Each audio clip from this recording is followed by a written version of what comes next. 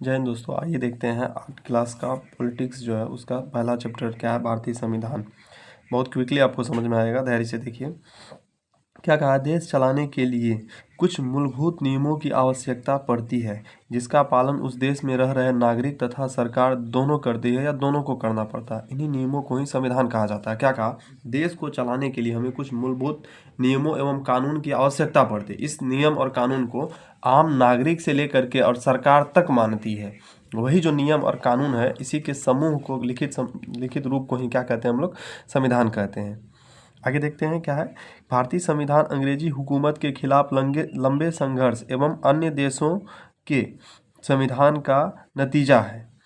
यह भिन्न समूहों, जातियों एवं अलग अलग क्षेत्र के ज्ञानी एवं अनुभवी लोगों की सोच का परिणाम है। भारतीय संविधान के बारे में क्या बोला कि भारतीय संविधान अंग्रेजी हुकूमत के खिलाफ लंबे संघर्ष एवं अन्य देशों के संविधानों का नतीजा है। बहुत लंबे समय तक जो हम लोग ने संघर्ष किया है और अन्य देशों के संविधानों का नतीजा कहने का मतलब है कि संविधान में बहुत सारी चीज़ें अन्य देशों को देख कर के भी और अन्य देशों से भी ग्रहण किया गया, उसी के बारे में बोला जा रहा है, उसका नतीजा है। यहाँ क्या कहा, यह भिन्न समूहों, जातियों, अलग अलग क्षेत्र से ज्ञानी एवं अनुभवी लोगों की सोच का परिणाम है संविधान जो है। आगे देखते हैं, बुक में दिया गया है शिक्षा का अधिकार अधिनियम 2009। बहुत अच्छा टॉपिक है ये कि शिक्षा का अधिकार अधिनियम 2009 एक बुनियादी कानून है जिसके आधार पर विद्यालयों के बारे में नए नियम बनाए गए। यही बुनियादी कानून क्या बोला, शिक्षा का अधिकार अधिनियम क्या है, एक बुनियादी कानून जो जरूरी कानून है उसके बारे में बोला, उसे कहते हैं। इसके आधार पर क्या कहा गया है कि विद्यालयों के बारे में कई नियम बनाए गए हैं, जैसे 6 वर्ष से 14 वर्ष के बच्चियों को किसी भी विद्यालय में प्रवेश देने से मना नहीं किया जा सकता। यह बुनियादी नियम है या कानून है।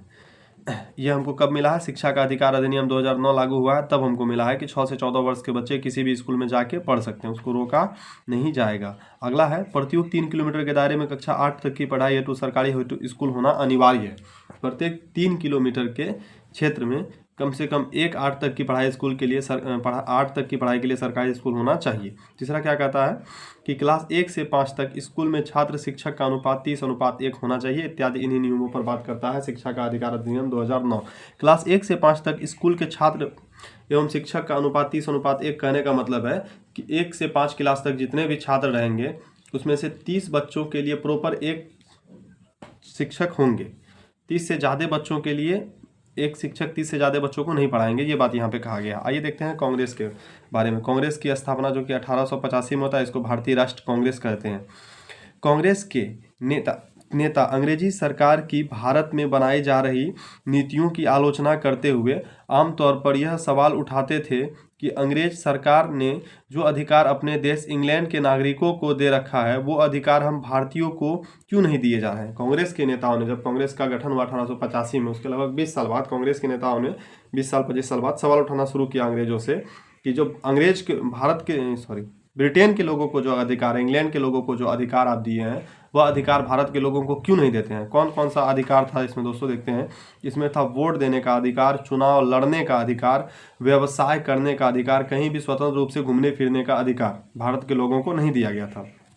इसी सब अधिकारों की मांग में भी समय समय पर प्रयास किया गया, वही हमारे संविधान के रूप में उभराया। देखिएगा 1920 में कांग्रेस ने भारत के लोगों द्वारा अपना संविधान खुद बनाने की स्पष्ट मांग रखी। कब, 1920 में कांग्रेस ने क्या कहा, भारत के लोगों को कहा कि हम अपना संविधान खुद बनाएंगे, यह बात की मांग रखी। 1928 में मोतीलाल नेहरू प्लस 8 कांग्रेसी नेता ने मिलकर भारत के संविधान की एक नई रूपरेखा तैयार किया, एक ड्राफ्ट तैयार किया। कौन, मोतीलाल नेहरू और उसके साथ 8 कांग्रेस के सहयोगी मिलकर के 1928 में संविधान के लिए एक नई रूपरेखा तैयार किए। आगे देखते हैं, 1931 में कराची अधिवेशन में संविधान की रूपरेखा से संबंधित प्रस्ताव पेश किया गया कि संविधान कैसे बनाएंगे, इसका प्रारूप क्या होगा। इसके लिए प्रस्ताव पेश किया गया कब, 1931 के कराची में कांग्रेस का जो अधिवेशन हो रहा था उसमें। 1934 के स्वतंत्र संविधान सभा की मांग की गई। 1934 में जो है हमें स्वतंत्र संविधान सभा की मांग की गई, जो सेकेंड विश्व युद्ध के कारण और तेज हो। बस 1 मिनट और बचा है, देख लेंगे, आपका चैप्टर समाप्त ही है। 1946 संविधान सभा का गठन किया गया। आप देखिए यहाँ पे कितना प्रयास किया गया। 1920 में पहले मांगा गया, 28 में प्रयास किया गया, नहीं हुआ, 31 में नहीं हुआ, 34 में जाके थोड़ा मोड़ा प्रयास सफल रहा, तब जाकर के 1946 में संविधान सभा का गठन किया गया, जिसके अंतरिम अध्यक्ष डॉक्टर सच्चिदानंद सिन्हा थे और उनकी अध्यक्षता में डॉक्टर राजेंद्र प्रसाद जी को निर्वाचित अध्यक्ष बनाया गया। ये दोनों विभूतियाँ बिहार के थे। क्या बोला गया? संविधान सभा का गठन किया गया 1946 में, जिसके अंतरिम अध्यक्ष, कुछ समय के लिए अध्यक्ष बना दिए गए किनको? डॉक्टर सच्चिदानंद सिन्हा जी को, और उनकी अध्यक्षता में डॉक्टर राजेंद्र प्रसाद जी को निर्वाचित अध्यक्ष बनाया गया। ये दोनों बिहार के ही थे। संविधान लिखने वाली सभा में 299 सदस्य थे एवं उसकी प्रारूप समिति ड्राफ्टिंग कमेटी के अध्यक्ष कौन थे? Doctor BR Ambedkar. संविधान लिखने वाली जो सभा थी उसमें टोटल 299 सदस्य थे, लेकिन इसकी प्रारूप समिति में कितने प्रारूप समिति के अध्यक्ष कौन थे? BR अम्बेडकर। आगे देखते हैं, बस मेरा लास्ट टॉपिक है। संविधान सभा चुने गए प्रतिनिधियों की सभा थी जो संविधान लिखने का कार्य किया। संविधान जो सभा था, चुने गए प्रतिनिधि, लोगों को अलग अलग क्षेत्र से, पूरे भारत के क्षेत्र से प्रतिनिधियों को चुना गया, उन्होंने ही हमारा क्या किया है? संविधान लिखा है। आगे देखिएगा, 9 जनवरी 1946 को संविधान बनाने का कार्य शुरू हुआ। कब? 9 जनवरी 1946 को संविधान बनाने का कार्य शुरू हुआ। अच्छा डेट है, इसको याद रखिएगा, कंपटीशन के लिए मोस्ट इंपोर्टेंट है। 9 जनवरी 1946 को संविधान बनाने का कार्य शुरू हुआ। 26 नवंबर 1949 को लिखने का कार्य पूरा हो गया और 26 जनवरी 1950 को हमारा संविधान को लागू किया गया। Thank you. अब देखेंगे अगला चैप्टर 2।